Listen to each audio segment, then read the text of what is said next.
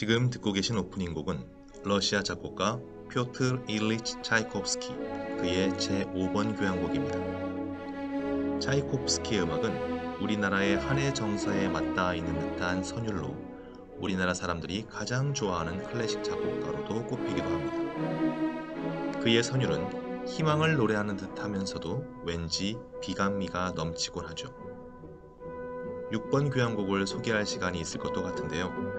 제 개인적으로는 차이코프스키의 전생애를 담았다고 여겨지는 제6번 비창교향곡을 가장 좋아하지만 그 이전 발표된 지금 여러분이 듣고 계시는 이 5번 교향곡의 선율이 다시 유럽 대륙으로 진출하고자 하는 플랜테제넷 왕조의 영국과 왠지 닮아 있다는 그런 생각을 해보게 됩니다.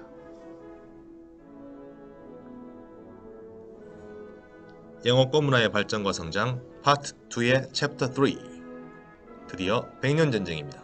The Hundred Years' War 제1부 100년 전쟁의 시작과 3대 전투에 관한 이야기 시작하겠습니다. 전 시간에 조금 부족했던 이야기들이 있어서 몇 가지만 전달하고자 합니다. 우선 스톤 오브 스콘에 관한 이야기입니다. 에드워드 1세가 가져가버린 스톤 오브 스콘을 1950년 스코틀랜드 민족주의자들이 웨스트민스터 대수원에서 훔쳐내서 스코틀랜드로 가져가버린 사건이 있었고 4개월 뒤 정부에 의해 다시 스톤 오브 스콘은 웨스터민스터 사원으로 되돌려집니다. 여기까지가 제가 알고 있는 내용이었는데요. 그래서 아직도 스코틀랜드인들의 요청이 여전히 있다라고 얘기했었죠. 제가 놓친 부분이 있었네요. 이 스톤 오브 스콘은 1996년 스코틀랜드로 반환되었다고 합니다. 그리고 지금 이 사진에서 보여지는 돌은 모조품이지만 진품은 에딘버러 성에서 비공개로 스코틀랜드의 품에서 잘 보존되고 있다고 합니다. 그리고 성경을 알고 있는 친구들에게 재미있는 사실 하나 알려드릴게요. 구약 성서에 나오는 이삭의 아들 야곱 알고 있는 친구들이 있을 텐데요. 야곱이 천사들의 환상을 봤을 때 베고 잤던 돌베개가 바로 이 스톤 오브 스콘이라고 하네요. 이후에 이집트의 공주 스코타 공주에 의해서 이집트, 시칠리아 및 스페인을 거쳐 아일랜드에 도착한 후 스코틀랜드를 정복한 켈트인들이 스코틀랜드로 가져갔다고 합니다. 영국인들이 차와 함께 차를 마시면서 즐겨 먹는 그 스콘의 유래가 바로 이 스톤 오브 스콘이라고 합니다. 자, 그리고 에드워드 2세 이야기 잠깐 하도록 하겠습니다. 에드워드 2세는 아버지 에드워드 1세가 이루어 놓은 것들을 모두 수포로 돌려버렸던 아주 무능한 왕이었습니다. 결국 프랑스 공주 출신의 이사벨라 왕비와 아들 에드워드로부터 버림받고 왕위에서 쫓겨나 글로스터에서 비참한 최후를 맞이하죠. 이 글로스터라는 도시는 우리 한빛고의 해외 교류 학교인 스트라우드 하이스쿨이 있는 영국 서남부에 있는 글로스터셔의 중심 도시죠. 스트라우드 하이스쿨을 방문했던 방문교류단 친구들은 이 글로스터 대성당과 이곳에 안치되어 있는 에드워드 2세의 무덤을 기억할 겁니다. 그리고 오른쪽 하단에 왠지 익숙한 공간도 보이죠? 에드워드 2세의 무덤이 있는 곳으로도 유명하지만 요새는 해리포터 촬영지로 더 유명한 곳이 되었습니다. 잉글랜드에게는 다행스럽게도 아버지를 쫓아내고 왕위에 오른 에드워드 3세는 아버지를 쫓아냈다니 또 리처드 1세가 생각이 나는군요. 그런데 여러분, 에드워드 2세에 대해서 좀 더 조사해보고 공부해본다면 쫓겨날 만했구나 하는 생각을 하게 될 겁니다. 자, 에드워드 3세. 에드워드 2세를 어머니와 함께 쫓아버렸던 그 사람. 그는 할아버지 에드워드 1세의 기지를 물려받은 훌륭한 군주였습니다. 그리고 이 에드워드 3세가 100년 전쟁에 불꽃을 지핍니다. 전쟁을 일으킨 것은 과히 훌륭한 것은 아닌 것 같은데 당시에는 필연적 과정이 있었나 봅니다. 그 과정을 한번 살펴보겠습니다. 플랜테제넷 왕조의 전반기가 헨리 2세와 그의 아들들이 주인공이었다면 후반기는 단연코 에드워드 3세가 독보적인 주인공의 자리를 차지합니다. 그리고 에드워드 3세는 100년 전쟁 전반기의 주인공이기도 하죠. 시간의 흐름을 한번 살펴보죠. 에드워드 3세의 재위기간이 1327년에서 1377년입니다. 100년 전쟁은 1337년에서 1453년까지 지속되죠. 왕으로서의 재위 50년 동안 초기 10년을 제외하고는 40년간의 100년 전쟁 전반기를 주도했던 겁니다. 그 이후 70여 년간을 리처드 2세, 헨리 4세, 헨리 5세, 헨리 6세, 그리고 에드워드 4세 등 이 5명의 왕이 제의하는 것으로 봐도 에드워드 3세는 명실상부한 백년전쟁 전반부의 주인공이라 할 수 있습니다. 에드워드 3세의 재위 초기 시절에는 어머니인 프랑스 공주 출신 이사벨라 왕비와 그의 애인이었던 로저 모티머의 영향력 아래에 있었습니다. 에드워드 3세는 할아버지 에드워드 1세가 못다 이룬 꿈을 실현하고자 스코틀랜드를 정벌하지만 어머니와 어머니의 애인 모티머에 의해 스코틀랜드의 독립을 인정하는 조약을 체결하게 되죠. 그 이후에도 계속 스코틀랜드를 잉글랜드의 세력 아래 두려고 많은 시도를 합니다. 아버지 에드워드 2세를 패배시켰던 그 로버트 1세 기억하시나요? 그의 아들과 자신의 여동생을 결혼시키며 스코틀랜드 내에서의 영향력 확대를 노리죠. 하지만 로버트 1세의 아들이자 자신의 매제인 데이비드는 처남인 에드워드 3세를 지지하지 않았나 봐요. 에드워드 3세가 다른 귀족을 지지하게 되면서 데이비드가 프랑스로 망명을 해버립니다. 에드워드 3세는 프랑스에 데이비드 소환을 요청하지만 프랑스는 거부해버려요. 쉽게 말하면 에드워드 3세는 여동생의 남편인 데이비드를 통해서 스코틀랜드를 지배하려 했는데 여동생의 남편인 데이비드가 손이 처남인 에드워드 3세 말을 잘 안 따르고 그의 적이나 마찬가지였던 프랑스에 붙어버린 거죠. 친 잉글랜드가 아니라 친 프랑스파인 거예요. 이 데이빗의 소환 문제는 이후 백년전쟁에 또 하나의 불씨로 작용하고 데이빗이 스코틀랜드 왕으로 즉위한 후 백년전쟁 기간에는 프랑스 편에서 잉글랜드와 대립하게 됩니다. 에드워드 3세의 즉위 초반 스코틀랜드 문제를 조금 복잡하지만 잠깐 다뤄봤습니다. 이후 백년전쟁과도 관계가 있는 부분이라서요. 자, 즉위 3년 후 에드워드 3세는 어머니의 그늘에서 벗어나게 됩니다. 자체 세력을 키운 후 실세였던 모티머를 급습해서 그를 체포하고 처형시켜버리죠. 함께 아버지를 몰아냈었던 그리고 이제는 그 동업자였던 그 어머니마저 수도원에 유폐시켜버립니다. 프랑스의 왕녀 에드워드 2세의 왕비 이사벨라 그리고 에드워드 3세의 어머니 이사벨라 왕궁의 숨겨진 이야기들에 관심이 많은 친구들이 관심을 가질 만한 여인입니다. 자, 이제 모티머를 제거하고 어머니를 몰아내며 그 그늘에서 벗어나면서 에드워드 3세는 진정한 잉글랜드의 통치자의 모습을 보여주는데요. 잉글랜드를 다시 브리튼 선뿐만 아니라 유럽 대륙의 강국으로 만들고자 했던 그는 어떻게, 어떤 이유로 백년전쟁을 시작하게 되었을까요? 흔히들 왕위 계승권 문제를 먼저 이야기하는 자료들이 많지만 사실은 영토 분쟁이었습니다. 그리고 이와 관련된 경제의 문제였죠. 가스코니와 플랑드르 지역과 관련한 문제를 살펴보겠습니다. 아래 분홍색으로 보이는 지역이 가스코뉴 지방이라 불리는 곳이며 엘레오노르의 아키텐 지역이기도 합니다. 헨리 2세의 부인 왕비 엘레오노르 기억하시죠? 그리고 이 지역의 대표적인 도시가 여러분이 들어봤음직한 바로 그 보르도입니다. 보르도는 포도주가 아주 유명한 곳이죠. 당시 유럽 최대 포도주 산지였다고 합니다. 여러분 술에는 세금이 어마어마하게 부과가 되는데요. 그때도 마찬가지였나 봐요. 이 가스코니 지방에서 걷어들이는 세금이 당시 잉글랜드 전 지역의 세금과 비슷했다고 합니다. 존 왕 때 프랑스 내 잉글랜드 영토를 거의 다 잃었지만 이 가스코니만큼은 계속 지키고 있었는데 이 프랑스 남서부 지방이 아주 황금알을 낳는 거위였던 것이죠. 프랑스로서는 탐낼 수밖에 없는 곳이었고 잉글랜드로서는 지켜야만 하는 땅이었습니다. 그리고 플랑드르입니다. 플랑드르는 지금의 벨기에에 해당하는 지역인데요. 옅은 파란색, 그 중에서 가장 위쪽을 봐주시기 바랍니다. 우리에게는 플란다스에게라는 동화의 배경으로도 유명하죠. 당시에는 프랑스 왕의 영지 중 하나였습니다. 당시 플랑드르는 면직물 산업이 아주 발달해 있었습니다. 당시 잉글랜드에 포도주의 가스코뉴가 있었다면 프랑스에는 면직물에 플랑드르가 있다고 할 정도였는데요. 그런데 이 면직물의 원료가 되는 양털을 공급해주고 있는 곳이 바로 잉글랜드였습니다. 쉽게 말하면 플랑드르는 소속은 프랑스인데 경제활동은 주로 잉글랜드와 하고 있는 것이었습니다. 프랑스는 세금만 가져갈 뿐이었죠. 가스코니와 플랑드르, 이 황금알을 낳는 거의 두 마리를 누가 차지할 것인가? 사실 현재 주인은 각각 존재하지만 언제든 바뀔 수가 있는 상황인 거죠. 그리고 서로가 서로의 것을 욕심내고 있습니다. 그리고 이제 프랑스 왕은 가스코뉴 공작이기도 한 잉글랜드 왕에게 가스코뉴 영지에 몰수령을 내려버립니다. 그리고 잉글랜드 왕은 플랑드르에 양모 수출 금지령을 내려버립니다. 왜 이런 극단적인 상황까지 갔을까요? 자, 프랑스 왕 샤를 4세가 후계자가 없는 채로 사망합니다. 다음 왕위에 대한 논쟁이 있게 되는데요. 보시다시피 샤를 4세는 필립 4세의 아들입니다. 그리고 그의 형들인 루이 10세, 필립 5세는 이미 벌써 왕을 지냈습니다. 먼저 죽었다는 얘기죠. 후사가 없으니 형제를 찾아야 되는데 남은 형제가 바로 이사벨이라는 여동생입니다. 그리고 이 이사벨라의 남편이 아까 계속 언급했던 잉글랜드의 에드워드 2세죠. 프랑스의 샤를 4세는 현재 에드워드 3세의 외삼촌이 되는 거예요. 그런데 프랑스는 후계자로서 에드워드 3세보다 순위가 먼 필립 6세를 선택합니다.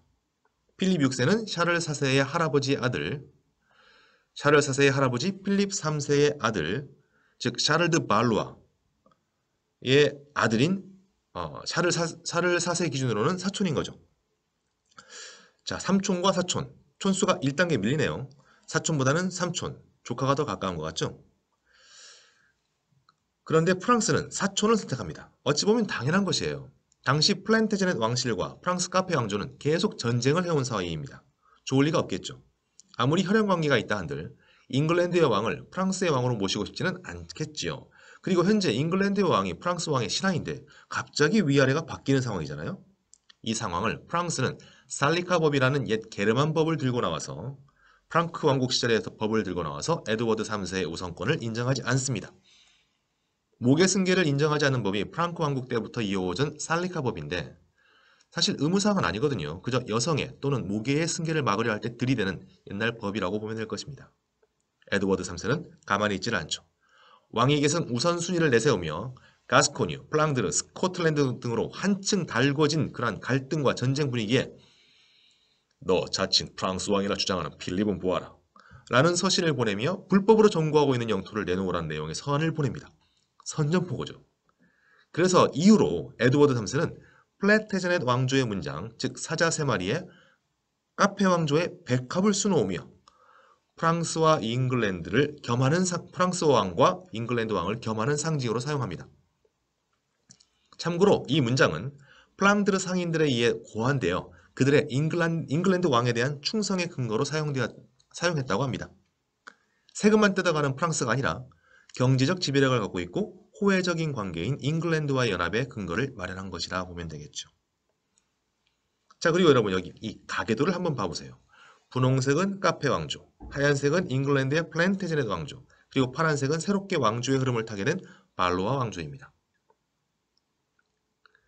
사실 이 분홍색과 하얀색으로 가는 것이 더 직접적인 관계인데 이 파란색의 반계를 선택한 거죠. 어쨌건 여러분 에드워드 3세와 필립 6세는 촌수로는 5촌입니다. 필립 3세가 얘들아 다 모여라 했을 때 모일 수 있는 가족이란 얘기죠. 에드워드 3세가 조카가 되고 이제 필립 6세가 이제 5촌 3촌이 되는 건데 조카가 5촌 3촌에게 자칭 프랑스 왕이라는 필립은 보아라 라고 편지를 보낸 거예요. 이 편지를 시작으로 플랜테제넷과 발로아 가족들이 116년 동안 정말 지저분하게 싸우기 시작합니다. 자, 이제 100년 전쟁이 시작됩니다. 슬래시의 해전이라 불리는 전투를 시작으로 100년 전쟁은 시작한다고 볼 수 있습니다. 지금 우리가 함께하는 시간은 전쟁사를 배우는 시간은 아니니까 이 100년 전쟁의 이모저모를 살피기보다는 그 흐름상 중요한 포인트들만 좀 짚고 넘어가도록 하겠습니다. 그리고 오늘 살펴볼 3대 전투를 통해 2부에서 그 의미에 대해 좀 더 심도 깊은 접근을 해보도록 하겠습니다. 우선 100년 전쟁의 히어로 에드워드 3세와 함께 100년 전쟁 전반기를 수놓았던 그 인물, 잉글랜드에게는 히어로, 프랑스에게는 악마라 불릴 수 있는 사나이 에드워드 더 블랙 프린스, 흑태자 에드워드입니다. 그리고 여러분 먼저 알려드릴게요. 100년 전쟁은 알려진 큰 전투가 5개 정도 됩니다. 116년 동안 5번 싸웠단 말이에요? 라는 질문이 생기겠죠. 나머지는 영국과 프랑스의 약탈전이라고 생각하시면 됩니다. 아니 사실상 영국의 프랑스 약탈전이에요. 휴전이나 소강 상태가 지속되는 시간들도 꽤 있고요. 이걸 생각하면 됩니다. 1950년 발생했던 한국전쟁이나 1592년 발생했던 임진왜란을 생각해 봅시다. 두 전쟁 다 첫 해 치열하게 싸우고는 나머지 시간은 국지전 또는 협상의 시간이었습니다. 전쟁은 정치와 결합되는 것이니 승패를 주고받은 후에는 협상이 따르게 마련인 거죠. 자, 다시 흑태자 에드워드로 돌아오겠습니다. 그의 하얀 피부가 유약하게 보일까봐 늘 검은색 갑옷을 입고 다녔다고 하죠. 그러나 이 사람은 유약하기는커녕 아주 용맹했던 사람이라고 합니다. 에드워드 3세의 사랑을 듬뿍 받았던 왕자였습니다. 이런 일화가 전해집니다. 지금 보시는 이 크래시 전투 중에서 프랑스군에 밀리고 있는 흑태자의 소식을 접하고는 내 아들이 죽었는가? 아닙니다, 전하. 그럼 다쳤는가? 그것도 아닙니다, 전하. 하지만 지금 아주 공경에 빠졌습니다. 그렇다면 가서 지원군은 없다고 전하라. 짐은 오늘 왕자가 스스로 용감한 기사임을 증명하길 바란다. 짐의 결심이 그러하니 부디 신의 가호를 받아 왕자에게 승리의 영광이 있기를 바라노라. 에드워드 3세가 이렇게 말을 했다고 합니다. 그리고 이 말이 전해지자 흑태자와 부대원들은 더욱 용기를 내서 싸워 이겼다고 하네요. 그 아버지의 그 아들인 듯합니다. 자, 그럼 이 용감한 부자가 그 이름을 떨쳤던 크래시 전투의 의미를 한번 살펴보겠습니다. 일단 프랑스와 영국은 국력으로는 상대가 안 되었습니다. 인구수, 장비, 군비 등 모든 면에서 프랑스가 절대 우위였거든요. 근데 백년전쟁의 대표적 전투 중에서 특히 백년전쟁 3대 전투라고 일컬어지는 크래시, 푸아티에, 아젠쿠르 전투들에서 프랑스는 전패합니다.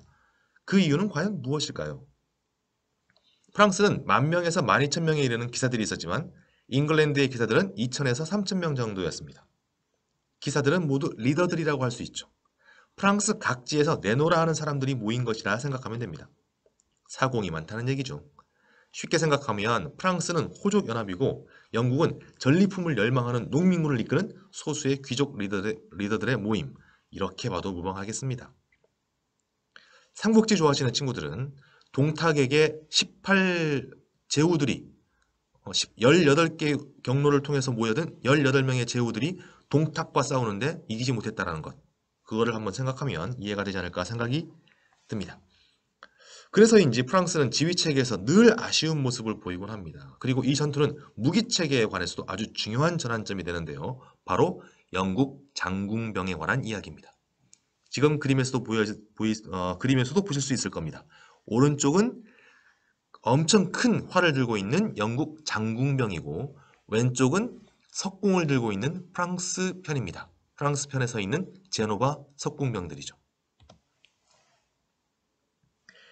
잉글랜드는 5,000에서 7,000에 이르는 장궁병들이 있었는데 이 그림에서 보여지듯이 먼저 크로스보우맨, 이 제노바 석궁병부터 먼저 보여드리고요.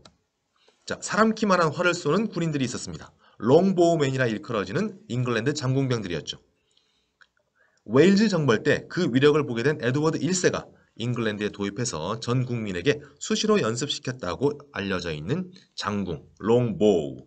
이 롱보우는 프랑스 기사들의 갑옷을 가볍게 뚫어버리는 무시무시한 힘을 가지고 있었습니다.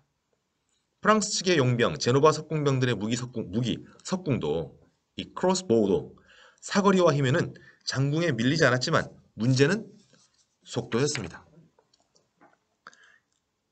장궁병들이 10발을 연사하는 시간과 석궁병들이 한 발 쏘고 다음을 재장전하는 시간이 거의 비슷했다고 합니다. 그리고 재장전할 때 적군의 화살 등을 막기 위해 늘 자기 키만한 방패를 들고 다니며 왼쪽 그림에서 보듯이 이런 자세를 취해야 됐었죠.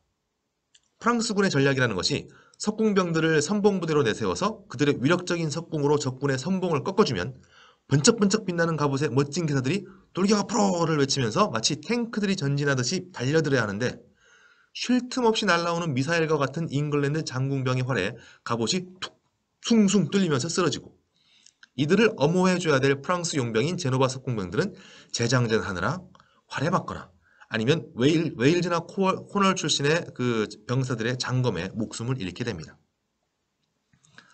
그리고 또 당혹스러운 것이 기사도를 참 철저하게 지켰던 프랑스군의 태도입니다.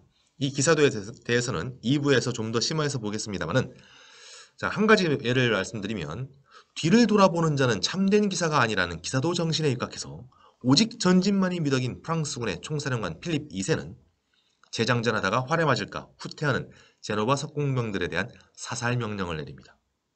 큰 패착이죠. 이렇게 프랑스군의 오판과 전략적 실수, 그리고 무엇보다 잉글랜드 장궁병들과 잉글랜드 기사들을 이끌었던 흑태자 에드워드의 활약으로 크래시 전투는 영국 측의 대승으로 마무리됩니다.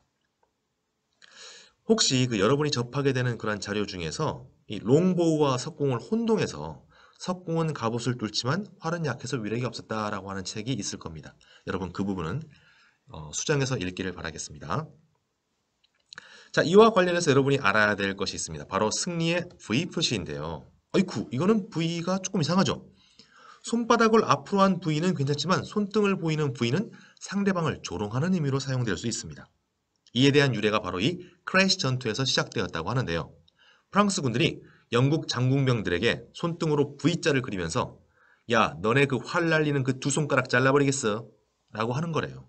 그리고 영국 장군병들이 프랑스의 병사들에게 손등에 V자를 그리는 것은 야, 내게 아직 붙어있는 이 손가락 뚫러 너희들에게 활을 날려줘서 그냥 쓰러뜨려버리겠다 라고 하는 것이라네요. 참고로 이 사진의 주인공 처칠이 2차 세계대전 때 손등 V 제스처를 취하며 작은 논란을 일으킨 적이 있었는데요.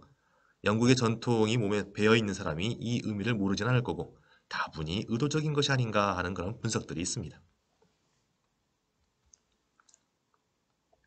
크래시 전투 후 5일 만에 에드워드 3세는 그리고 흑태자 에드워드는 칼레라는 도시를 포위합니다. 항구 도시로서 그리고 영국으로 가는 관문과도 같은 그러한 도시죠. 참고로 말씀드리면 100년 전쟁이 프랑스의 승리로 끝나고 나서도 100년 동안이나 영국의 땅으로 남았던 곳이었는데요. 크래시 전투의 기원을 이어받아 쉽게 끝날 것 같은 이 칼레 포위전은 1년 동안이나 지속됩니다. 시간과 물자에 한계가 있는 원정군도 그렇지만 포위되어 있으면서 물자 공급에 제한이 있었던 그 수비군 또한 정말 지독하게 버텼었나 봅니다. 그리고 프랑스 필립 6세가 보낸 지원군이 잉글랜드군에 격파당한 후 칼레를 포기하자 필립 6세가 칼레를 포기해버리거든요. 그 소식을 들은 칼레 주민들은 이제 잉글랜드 깃발을 높이 들고 결국 에드워드 3세에게 항복합니다. 그러나 1년 동안 지독한 수비의 치를 떨었던 에드워드 3세는 조건을 겁니다. 칼레에서 가장 명망 높은 시민 6명을 보내면 그들만 죽이고 나머지는 살려주겠다는 것이죠. 여기서 그 유명한 칼레의 시민들에 대한 이야기가 시작됩니다.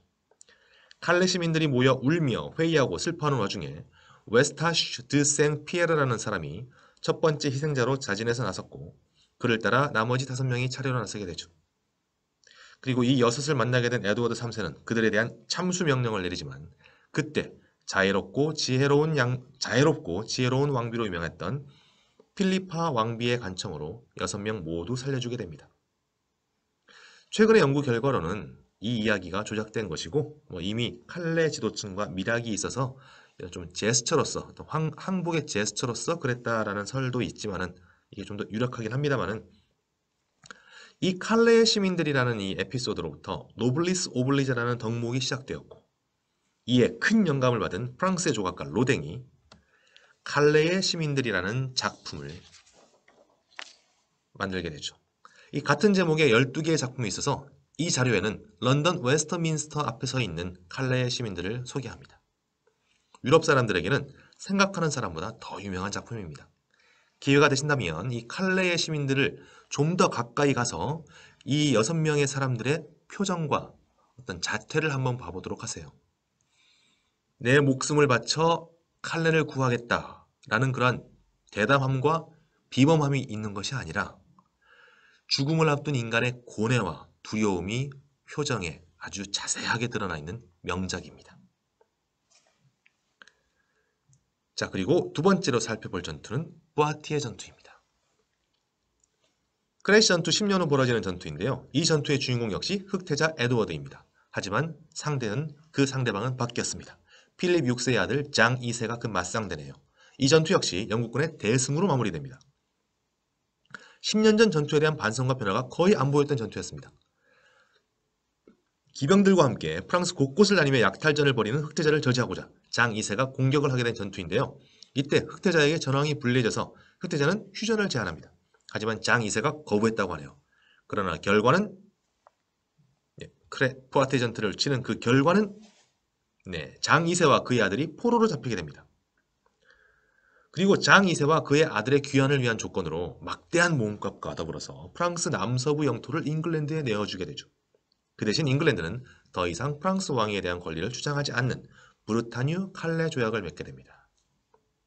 오른쪽 그림은 이 배틀 엑스를 들고 있는 장 2세가 흑태자에게 항복하는 장면입니다. 그 옆에 서 있는 그 어린 모습은 아마 장 2세의 아들인 것 같네요. 근데 이 전투에서 역시 허울뿐인 기사도에 충실했던 프랑스 기사들의 전형적인 모습을 볼 수 있는데요.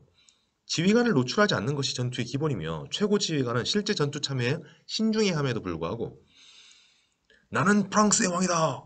힘을 내어 잉글랜드의 적군들을 쳐부수자 라고 하면서 이렇게 자신을 노출시키면서 잉글랜드군에 돌진했다고 하는 이야기도 전해집니다.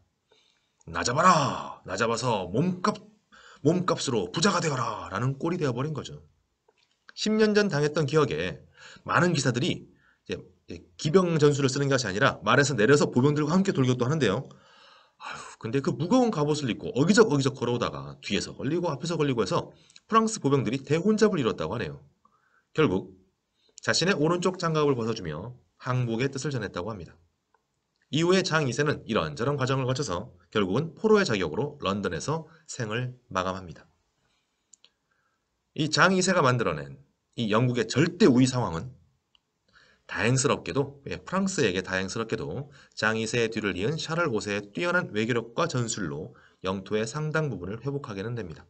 하지만 프랑스는 귀족 가문들끼리 두 개의 파벌로 나뉘어서 내전을 벌이게 되고 이 틈을 타 영국의 헨리 5세가 다시 프랑스 왕의 계승권을 주장하면서 프랑스를 재침공하게 됩니다. 그리고 재침공해서 프랑스 여기저기를 이제 공격하고 있다가 이제 상황이 안 좋아져서 어떤 전염병에 걸려서 많은 군사들이 사망하게 되고 이제 퇴로를 찾는 그 와중에 프랑스 군대가 이 영국군을 포위하는 그러한 형국이 마련됩니다. 이 전투가 아젠쿠르 전투로서 100년 전쟁의 판도를 결정지은 전투가 되죠. 헨리 5세는 흑태자 에드워드와 에드워드 3세의 용맹을 모두 합쳐놓은 그만큼의 용맹함과 대담함을 지닌 인물로서 전장에서 자비로움과 잔인함을 동시에 갖춘 지휘관이었습니다. 근데 참 답답했던 것이 프랑스는 여전히 기사도의 나라였다는 겁니다. 이때 부대 편성 또한 기사들 위주의 편제였고 잘 갖춰진 멋진 갑옷의 기사들이 역시 잉글랜드 장군병들의 발에 모두 쓰러지고 맙니다. 이때 가장 많은 프랑스의 귀족들과 기사들이 전사하고 특히 포로로 잡힌 기사들도 이 몸값을 받기 위해 목숨을 부지시켜주는 관리를 어기고 위협이 될지도 모른다는 판단에 이 헨리 5세는 포로들을 몰살시켜버리라는 그런 명령을 내려버리죠. 그러면서 이 몰살당하는 포로들을 보는 프랑스 군들을 공포로 몰아넣게 됩니다. 이 아젠쿠르 전투는 프랑스군이 영국군을 포위했던 전투였고 그리고 병력면에서는 무려 6배 정도가 차이가 났다고 하네요. 그러나 이때 아주 훌륭한 지휘관이었던 이 헨리 5세의 뛰어난 지도력으로 전투에서 승리할 수 있었다고 하네요. 셰익스피어의 헨리 5세라는 희곡에서 이 전투의 장면을 묘사하고 있는데 이때 헨리 5세가 영국군들에게 했던 연설이 유명합니다. 그리고 여기서 중요한 점은 이 영국 군인들에게 영어로 연설을 했다는 겁니다. 자, 연설의 내용 한번 들어보겠습니다. 우리는 수적으로 열세다. 게다가 지쳤다. 하지만 우리는 피를 나눈 형제들이다. 제군들은 나와 함께 피를 흘려왔기 때문에 내 형제가 된 것이다. 영국에 남은 다른 남자들은 지금 잠자리에 누워서 여기에 있지 못해 안타깝다고 생각할 것이다. 살아남아 무사히 귀향하는 자는 오늘을 기념하는 그날에 나와 함께 최고의 자리에 서게 될 것이다. 나를 따라 영국의 영광을 위해 싸우자. 프랑스어를 쓰면서 프랑스 문화에 젖어 살던 왕들이 이제 나와 같은 언어를 쓰고 함께 피 흘리며 함께 영광을 나누고자 하는 그 순간에 그 일반 평민 병사들이 느꼈을 마음은 어떠했을지.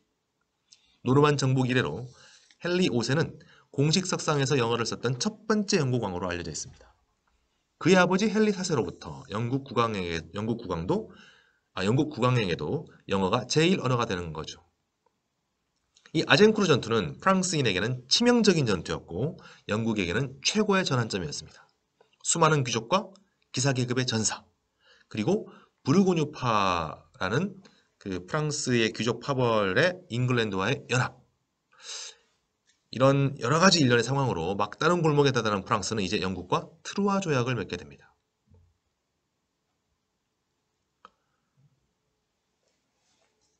조약의 내용을 한번 살펴볼까요? 헨리 5세는 프랑스 공주 캐서린과 결혼하고 현재 프랑스 국왕인 샤를 6세가 생존해 있는 동안은 최고 신하직인 섭정의 역할을 하고 샤를 6세가 사망하면 그때 헨리 5세가 프랑스 왕위를 계승한다라는 내용을 담고 있습니다. 자, 여러분, 이렇게 100년 전쟁이 끝났다면 현재 우리가 살아가는 세계는 어떤 모습일까요? 역사의 가정은 의미가 없지만 그 가정을 통해 오늘을 다시 살펴보는 것도 의미 있는 일일 것이다 라고 생각해 봅니다. 프랑스 땅은 영국이 되어 있을 것이고, 그렇다면 잉글랜드 프랑스가 하나 된 국가를 유지하기 위해서 이전과 같이 프랑스어 영어 이중 언어 체계가 아니라 노르만인들이 노르망디를 이룬 뒤 프랑스어가 아닌 영어를 쓰기 시작했듯이 압도적으로 많은 프랑스인들로 구성된 잉글랜드 프랑스 제국의 언어는 영어가 아닌 프랑스어가 되었을 가능성이 있습니다. 역설적이죠. 영국이겠지만 프랑스어가 지배한 사회가 될 가능성이 있었다는 겁니다. 존 왕의 시대에 노르망디를 이룬 뒤 브리튼 내에서 정체성을 찾아가고자 했던 그 노르만 귀족들,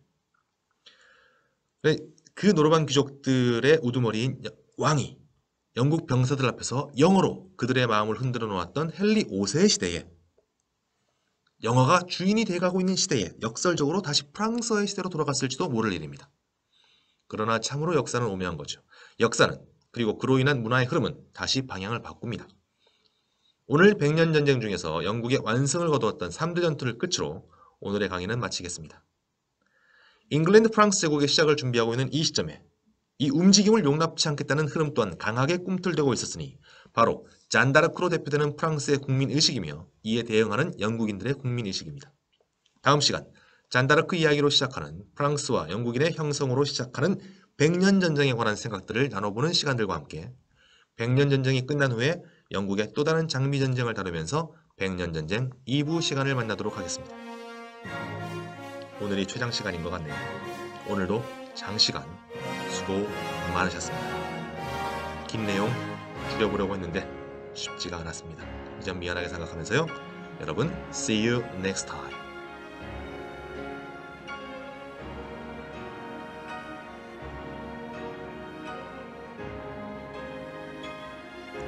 지금 여러분은 차이콥스키의 피아노 협주곡 1번 1악장을 듣고 있습니다. 안정감과 균형감이 결여된 작품이라며 호평을 받기도 했던 이 음악은 그 극적인 피아노 파트의 연주로 인해 선율 그 자체의 긴장감을 불러일으키는 작품입니다. 차이콥스키의 극적이고도 애잔한 삶의 향기가 배어있는 것 같은 이 협주곡은 100년 전쟁의 한가운데서 칼레 항구를 바라보며 들을 수 있는 가장 좋은 선택이 아닌가 생각해 봅니다.